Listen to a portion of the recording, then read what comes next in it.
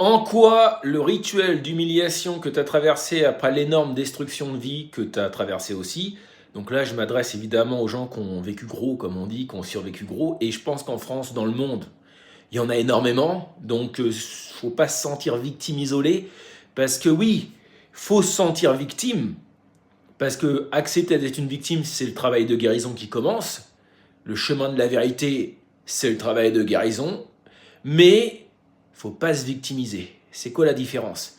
Accepter d'être une victime, c'est dire, bah, la vérité, j'ai été détruit. C'est la vérité. Qu'est-ce que j'en fais maintenant?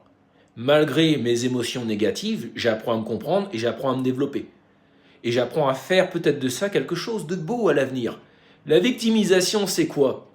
C'est de se dire, oh, je ne vais plus rien faire, je suis le seul à souffrir, je suis le seul. Ah non, t'es pas le seul. Ou t'es pas la seule. Des gens qui ont souffert en France de trucs graves, il y en a plus que des gens qui n'ont pas souffert. Et dans le monde, il y en a encore beaucoup plus.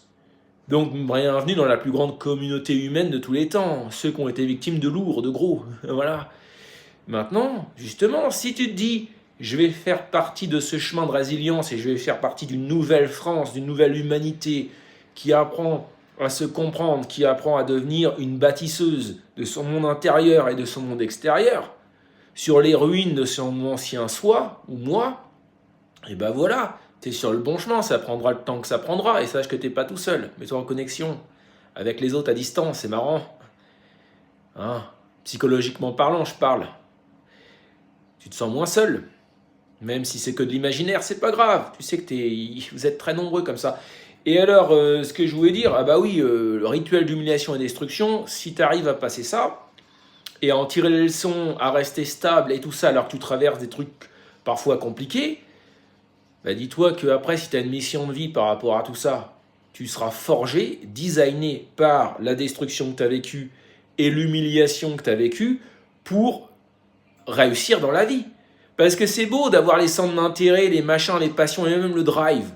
Mais si tu n'es pas capable d'avoir des gens qui essaient de te mettre à terre et de le supporter, si tu n'es pas capable d'avoir des gens qui t'ont humilié, des gens qui te détestent, des gens qui te critiquent, des gens qui sont insensés, qui sont même, on peut le dire, un peu fous, quoi. C'est-à-dire, ils se remettent pas en question, ils sont incapables de comprendre quoi que ce soit, ils aiment juste te critiquer.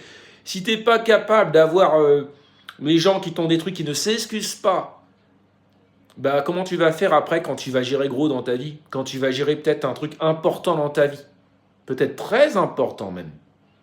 Bah, tu ne pourras pas. Donc, la destruction et l'humiliation, elle a été là pour forger ta résilience face à ton succès futur. C'est tout. Prends ça comme ça.